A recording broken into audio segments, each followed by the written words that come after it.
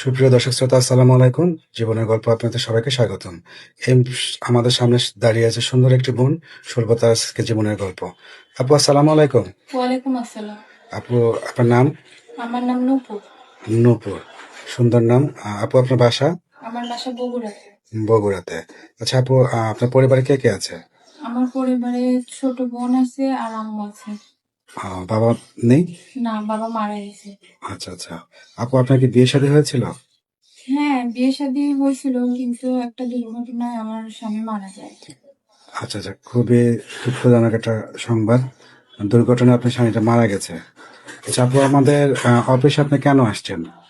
আপনাদের অফিসে আসছি প্রতিবেদনের জন্য, যাতে এই প্রতিবেদনটা থেকে আমি একটা মনের মানুষ পাই, যিনি আমার দায়িত্ব নিতে পারবে, আমাকে ভালোবাসতে পারবে। আচ্ছা আপু, ধরেন এমন একটা মানুষ যাকে আপনি চাচ্ছেন, হতে পারে তার বয়স 40-50 বা বিবাহিত, আহ, এরকম মানুষ যদি আপনার দায়িত্ব নিতে চায়, আপনি কি সেই প্রস্তাবে রাজি হবেন? হ্যাঁ, আমি সেই প্রস্তাবে রাজি আছি। আমার তাতে কোনো সমস্যা নেই। আচ্ছা, দেখা যাবে যে আসলে বয়স যারা বেশি হয়ে যায়, অনেকে তো বয়সের ছাপ থাকে, হয়তো দেখতে অনেক আপনার মতো সুন্দর নাও হতে পারে। দেখতে যদি সে অসুন্দর হয়, তাহলে কি করবেন? আসলে ভাইয়া, আমার হচ্ছে বয়স বেশি হলেও সমস্যা নেই, বা দেখতে অসুন্দর হলেও তাতেও কোনো সমস্যা নেই।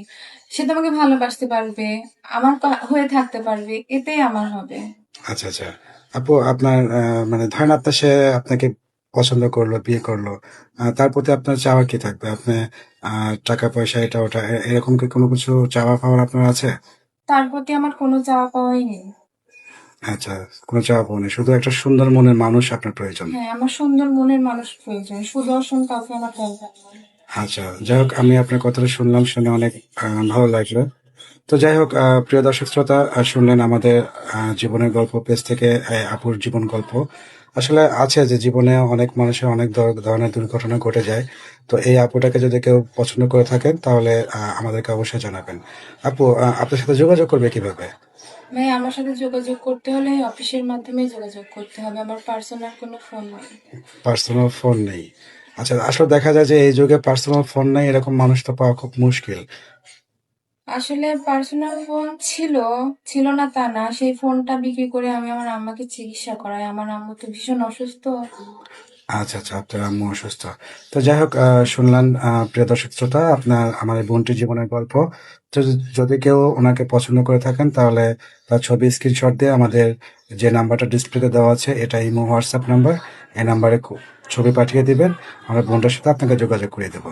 আর যেহেতু কেউ অডিও কল ভিডিও কল দিবেন না, তাহলে তাহলে ব্লক মারতে বাধ্য হবো। যাক আপু, আসসালামু আলাইকুম। ওয়ালাইকুম আসসালাম।